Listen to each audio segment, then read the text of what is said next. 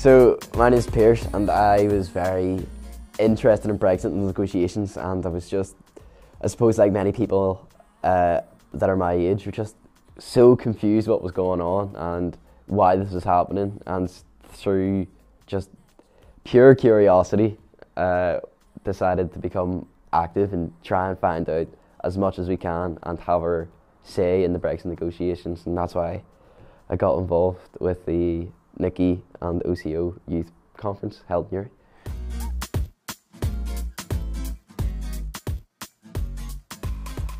In a way, it feels sort of undemocratic, because not only did the North vote to remain, but a vast majority of the population, which are young people, didn't have a say, and we're going to be affected by it most, and you can't deny that. And even after the negotiations, it's only through extraordinary events such as this conference that young people get to have their say. You know, we're not consulted regularly. Nobody is at the minute. Nobody knows what's going on behind the scenes. So yeah, absolutely raging I didn't get the vote.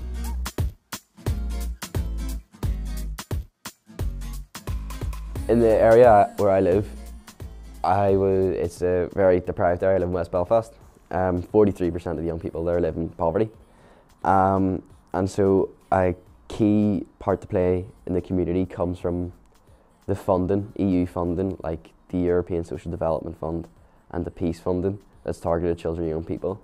And it's just to try and get my community, not like trying to get us out of poverty and try and come across all these barriers just through building better infrastructure or through setting up youth centres or facilities that weren't there before and needed to be there, or to try and get people involved.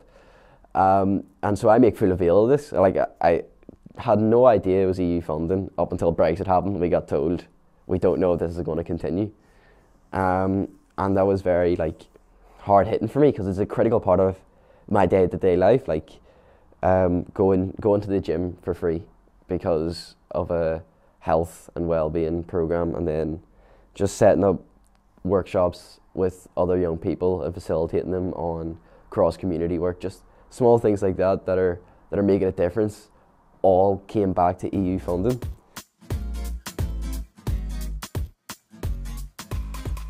Don't think that your opinion doesn't matter. I would 100% say whatever you can, wherever you can, ask your question about Brexit.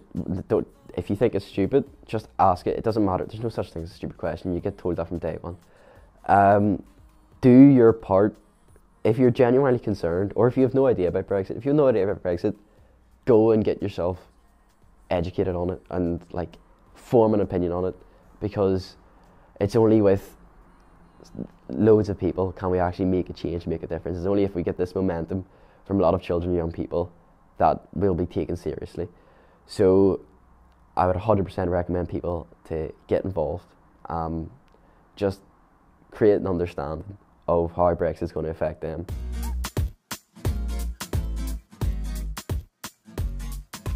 So in Brussels, we had the opportunity to meet with the MEPs from Northern Ireland, for example, Martina Anderson, and Jen Nicholson attended our event in Uri, but we're going to meet with Diane Dodge shortly. So there's a desire to keep on forcing our voice through this document to all these policymakers, and we won't settle unless we know that all our hard work and all of our resources in making this report will go to good in the negotiations, will be acknowledged and recognised in the future negotiations.